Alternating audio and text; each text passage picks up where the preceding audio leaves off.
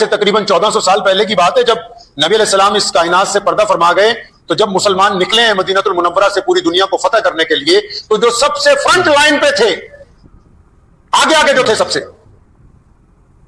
ان میں سیدنا خالد ابن ولید رضی اللہ تعالیٰ عنہ جب رسول اللہ کے چہیتے صحابی, عشرہ مبشرہ میں.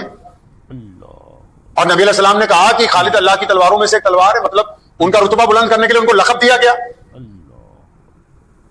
سب سے آگے وہ ہوتے تھے, مطلب باقی لوگ پیچھے 200-300 کلومیٹر بھی آ رہے, وہ آگے سے آگے شہر فتح کرتے جا رہا ہے.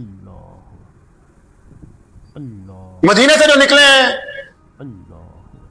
تو پورے جزیرے عرب میں جو منکر تھے, بدماش تھے, جو گنڈے تھے, جو عورتوں پہ ظلم کرتے تھے, جو بچوں کا قتل کرتے تھے, جنہوں نے غریبوں کو غلام بنا کے رکھا ہوا تھا, ان کی حکومتوں کو رونتے ہوئے خالد ابن ولید آگے بڑھ رہے تھے. اب ادھر سیدنا ابو بکر صدیق خلیفہ تھے, خالد بن ولید رضی اللہ تعالیٰ عنہ سب سے فرنٹ لائن میں انچارج تھے. اب ادھر ابو بکر صدیق رضی اللہ تعالیٰ عنہ کی خلافت ختم ہوئی, ان کا انتقال ہوا, عمر بن خطاب رضی اللہ تعالیٰ عنہ خلیفہ بن گئے. اب یہ اللہ کے نبی علیہ السلام کے چہیتے صحابی بھی ہیں اور ان کا عدل بھی بڑا مشہور ہے. جب ایک جرنل نے چٹھی لکھی کہ مصر میں ایک ایسا دریا ہے جہاں ہر سال ایک لڑکی کو قربان کرتے ہیں جنگل کے لوگ آگے, تب اس میں پانی آتا ہے, تو سیدنا عمر بن خطاب نے کہا تھا اپنے اس جرنل کو کہ آج کے بعد وہاں کسی بیٹی کا قتل نہیں ہونا چاہیے, میں ایک چٹھی لکھ کے بھیجتا ہوں, اس دریا میں ڈال دو. اور اس چٹھی میں لکھا عمر بن خطاب رضی اللہ تعالیٰ عنہ نے کہ عمر بن خطاب رسول اللہ صلی اللہ علیہ وسلم کا جو صحابی ہے وہ تجھے دریا کو حکم دیتا ہے کہ اگر تو اللہ کے حکم سے بہتا ہے تو بہتا ہے, ورنہ ہمیں تیری کوئی ضرورت نہیں. لاکھوں لوگ آئے تھے اس کو دیکھنے کے لیے, اور انہوں نے کہا تھا یہ تماشا کر رہے ہیں مسلمان دریائے نیل کے دونوں طرف. جب پانی سوکھ گیا, لوگوں کو پتا لگا کہ یہاں اسلامی حکومت ہے اور اب دریا میں لڑکی کو ذبح نہیں کیا جائے گا اس سال. لاکھوں لوگ یہ تماشا دیکھنے کے لیے آئے. اور ادھر سیدنا ابو عبیدہ بن جراح رضی اللہ تعالیٰ نے وہ خط خلیفہ کا دریا کے اندر ڈال دیا, سوکھی زمین کے اوپر وہ خط رکھ دیا.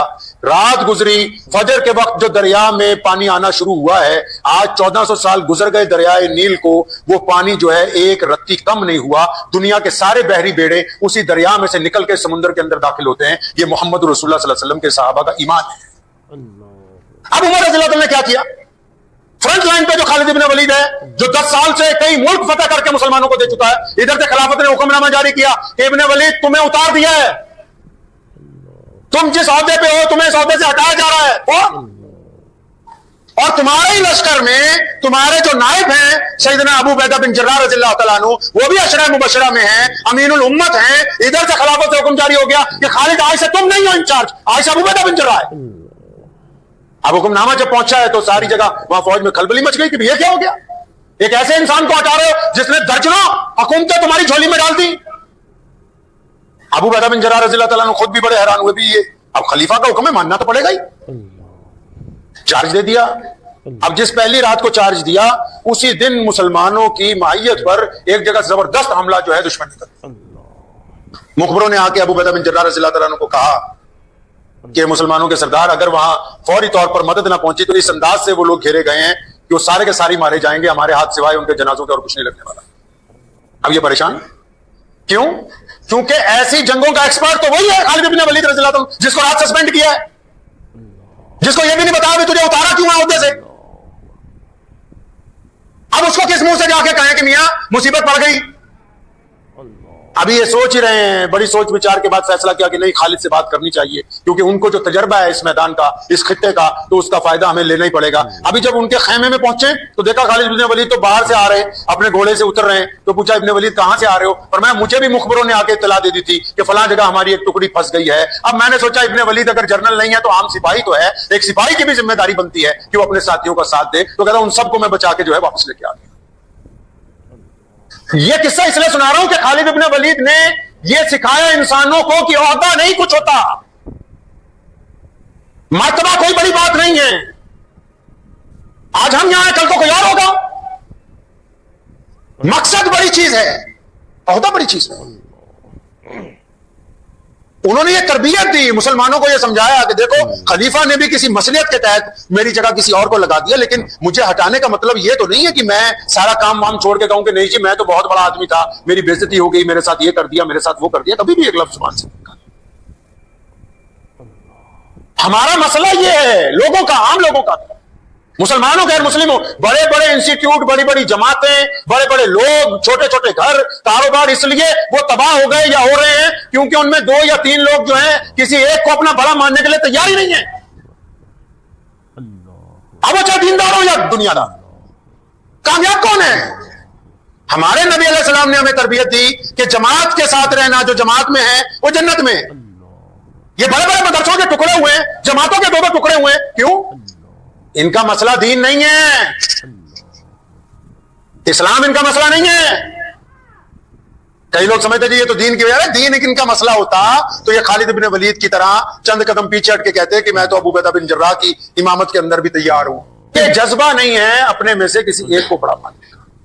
और इस्लाम ने तो पहले दिन ही सिखाया, तमाम इबादत के दरमियान सिखाया हमें कि किसी एक की पैरवी इत्तबा करोगे, अपने अमीर की इत्तबा करोगे तो कामयाब रहोगे। तो क्या हमने दीन से ये बात सीखी है अपने घर में? या हम दूसरे की बेइज्जती करना, दूसरे की पीठ के पीछे बुराई करना, दूसरे की टांगें खींचना, जबकि हमारे दीन ने हमें सिखाया कि अगर आप कोई अच्छाई का काम नहीं कर सकते तो किसी को धक्का भी मत मारो कि वो गिर जाए नीचे। अगर आप नेक लोगों का साथ नहीं दे सकते तो उनकी टांगें भी खींचने की जरूरत नहीं है। ये पहलू तलाश नहीं करते हम इस्लाम में। क्या सिर्फ नमाज पढ़ लेना काफी हो जाएगा? क्या नमाज के उस पैगाम को हम अपनी जिंदगी में ढालेंगे नहीं जिसमें इबादत भी है, इताअत भी है, फर्मा बरदारी भी है, मोहम्मद रसूलुल्लाह से वफादारी का हलफ भी? भूल जाएंगे हम इस बात को। जो सिर्फ इस्लाम को इबादत का तरीका बताना चाहते हैं वो कामयाब नहीं होते।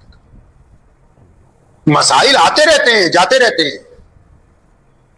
नफा और घाटा जिंदगी के 2 पहलू हैं, लेकिन उसका मकसद ये नहीं है। इसके अगर लगातार आप नुकसान में जा रहे हैं तो इसका मतलब ये नहीं कि आप खामोश होकर घर में बैठ जाएं।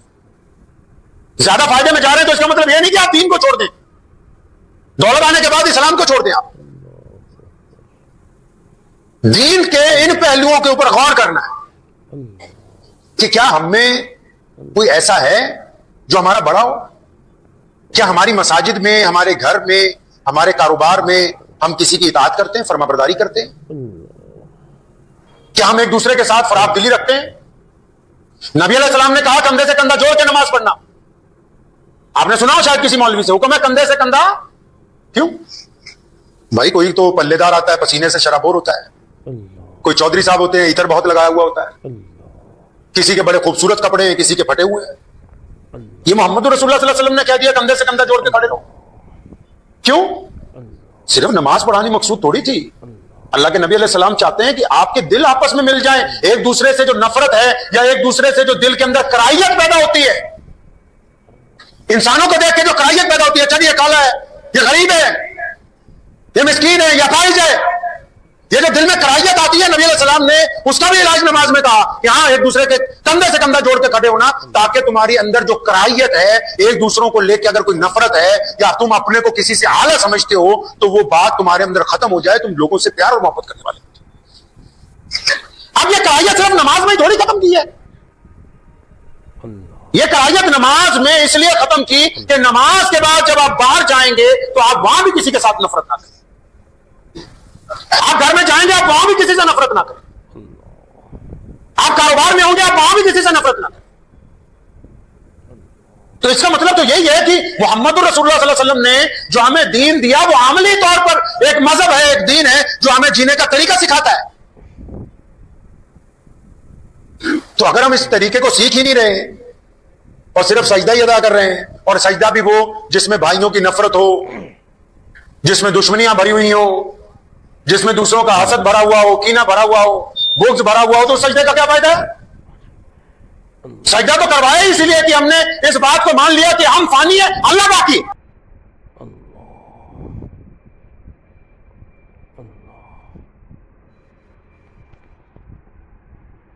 अल्लाह